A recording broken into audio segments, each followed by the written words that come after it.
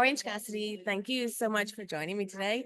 The first thing I wanted to ask you is what is it like for you doing interviews with the character that you do? Because the first time I interviewed you, it was all the best friends. So it was Chuck, Trent, Chris over Zoom. And I literally just had stuff written down for you to not speak to. And then you talked more than anyone else in the group. And I was shocked.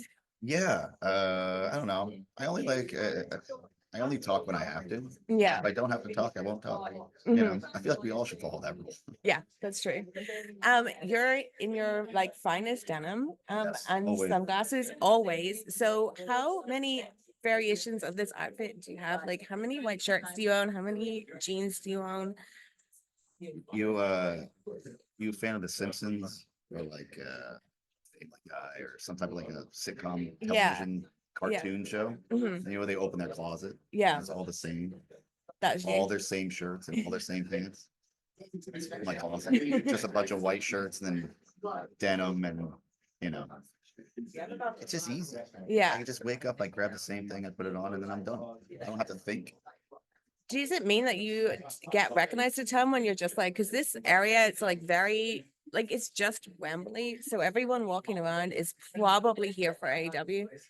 Yeah, if I wear I usually wear I'll wear all black sometimes because that's just as easy too. Yeah. And then I still get recognized. I don't know why. I think it's in I don't know, my face. I don't know. But yeah, I do get recognized.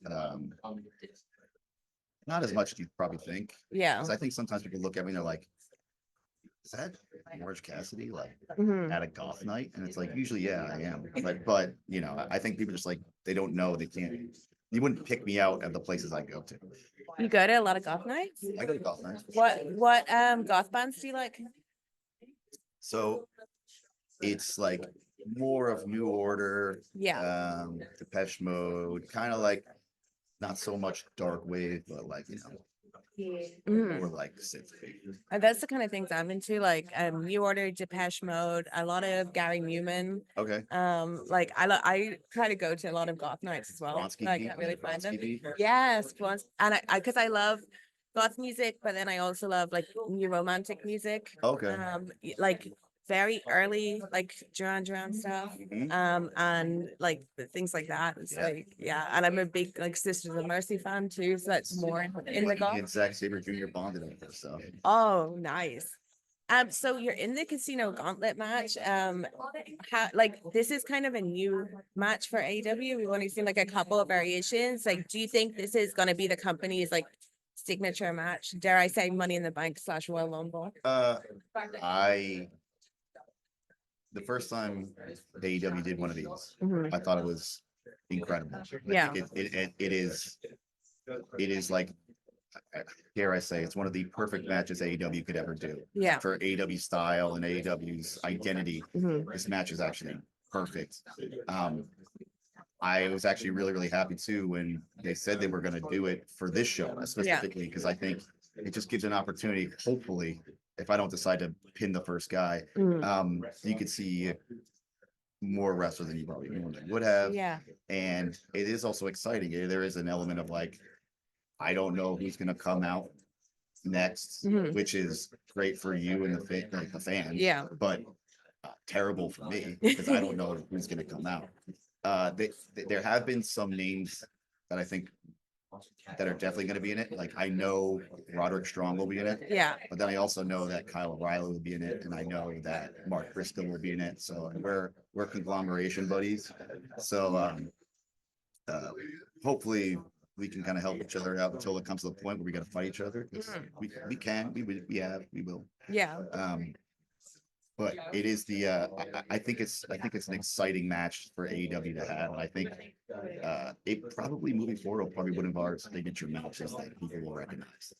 Yeah, it's very interesting that you said it's the perfect match for AEW fans, because I think so. Because when you look at because everyone gets to like actually wrestle in this match because you're looking for a pinfall. And if you look at like Money in the Bank and Royal Rumble, like they're wrestling each other, but it's not kind of like a match in that way. Right. It is you're gonna see, wrestling. Yeah. Like in those matches, I'm not saying they're bad, but those matches are all unique for what they are. Mhm. But you have to, like I don't want to deal with a ladder. Yeah, Right. of course not. Yeah. I don't have to get thrown over. I go over the top rope all the time. Like I Mhm. don't want to have to like not do that. Yeah. It is yeah, it is also the unpredictability. I think that's what everybody loves about it. And that's what AEW is like, the surprise, Mhm. what's gonna happen. And like because I really don't know who's gonna come out. Yeah. And for a fan, that's exciting. Yeah, for sure. So you have all these friendship bracelets on. Are they given to you by fans? So this one was actually given to me actually in Wales by a fan Oh, nice. after when I was getting on the bus. Mhm. These are the two I sell on shopaew.com. Oh, And this one was made by a fan too about the conglomeration. So that's nice. fans give me friendship bracelets all the time, and I Mhm. accept them. And if I usually, that's why I try to wear them around, because then if somebody gives me one, I can give them one, Yeah. because that's just common practice for Oh, yeah. friendship bracelets. I gave one away. I gave a couple away at the Taylor Swift concert I went to on Tuesday. So You went to see Taylor Swift? Oh. What was it like? what a dream. What a phenomenal show. Who did you go with? Just people in AEW. Really? It was incredible. That's so cool. That's so cool. Paramore's really good too. Oh, yeah. Yeah. Paramore open for the Taylor. That's really awesome. Now that you've like left the best friends behind and it's not a thing anymore. They left me behind. They left you. How do you feel like not having like the comfort of being in that group? It was difficult because I had been around. I was gonna say Dustin and Greg, but it doesn't matter that already. Yeah. Trent and Chuck for the majority of my career, Mhm. and to not have them with me does feel like I'm in some type of weird uncharted territory. Even when I Yeah. would. When I came to AEW, they were here. Yeah. When I went anywhere I go, they were always there. So I always had that comfort. But now that they're gone, it is a little strange. And when you get isolated and you feel alone, like you don't like to open up and whatever. But I just like, I'm gonna start talking to people. And I found Kyle O'Reilly, and I found Mark Briscoe. We're all kind of going through the same thing that I was going through, and then. Now we're kind of together. So now wherever I go, they go, which Yeah. is the kind of thing. I'm very needy. I Mhm. need people around me. Did you really feel like the best friends had run its course since you've been together since the start? No. It's actually, I think it was cut way too short. Mhm. I mean, since we're here last year in Wembley, I think we finally got a good moment at the best friends when we were standing tall at the end. Yeah. We could barely stand. But, Mhm. after that Stadium Stampede match, we were all three of us in the ring in front of all those fans. It felt like this is going to be the start of us on the uprise, and Mhm. it actually had the opposite effect, which is a bummer. But Yeah. never say never. I hope. Mhm. I saw you earlier this year when you defended the international title at Rev Pro, Yes. and you came out like as a surprise. Yes. How did that come about that you went over? We were here promoting All In, Mhm. and I knew the show was going on. And when I first won, it was the All Atlantic Championship Yeah. at that time, and Pac actually defended it overseas. Mhm. That was exciting to me. When we changed the international title after I beat the great Jeff Jarrett, which I'm going to say in every single interview, and I have to say this. Mhm. They gave us Nando's after the show on Nice. Wednesday in Cardiff, Yeah. and to eat on the bus ride back. Mhm. And they ran out, so I didn't have any Nando's. So Jeff Jarrett gave me his Nando's, and I want everybody to know that of what an That's- American treasure Jeff Jarrett is. He really is. He's great. Now I forgot what I was talking about. The great thing about Jeff, now I'm gonna go on a Jeff tangent That's too, right. but Jeff is like he's the Forrest Gump of wrestling. Like everything that happens. I've never heard Jeff that comes before. up. Right, That's like, he really is. you are absolutely right. And my friends have a joke where because Jeff turns up in everything, they call him Control Alt Jeff.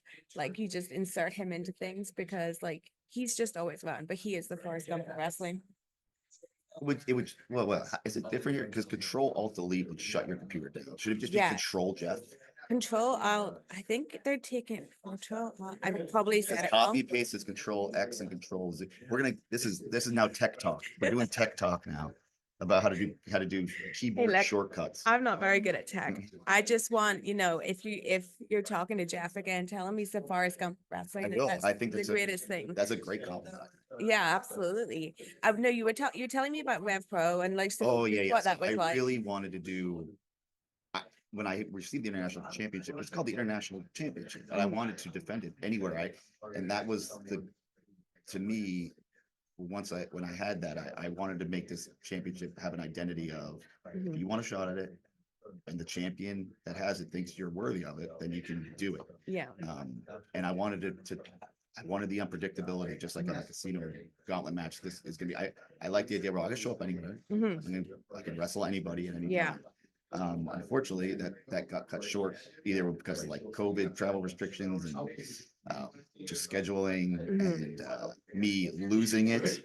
So I'm glad to see that it's starting to make its way into that kind of universe of, and I said it when I had it. It is a belt that I think that identifies the most with AEW. I think it represents about AEW and the idea that we could take the championship anywhere at any time is exactly what AEW is all about.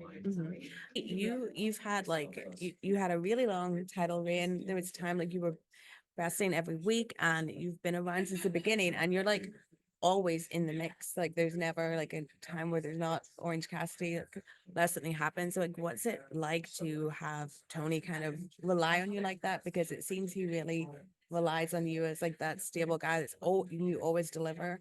I think it's because I just do whatever. If somebody wants to do something, I'll do it. Like I don't make decisions.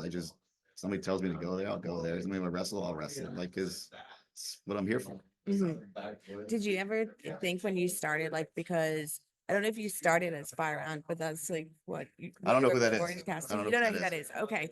But I know I never thought I'd be in like a company like this. Never. And be like that guy. Yeah, never. But I'm glad this place does exist so that I can be here. And that's why I want to keep this ring forever for that exact reason. Because without this place at AEW, I would not be able to be where I'm at, sitting with you, with Wembley Stadium. So I'm very, very grateful for that. Well, thank you so much, Orange Cassidy. Thank you. Let's go to a golf night or something. Absolutely. You could do it. I look so angelic. I know. Honestly, I closed them myself, and then the staff came in and opened them, and I was like, "Oh."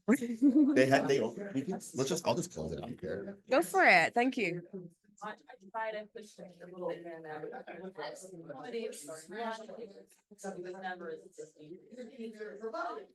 be a part of something like this and to really go through the They can yell at me if they want.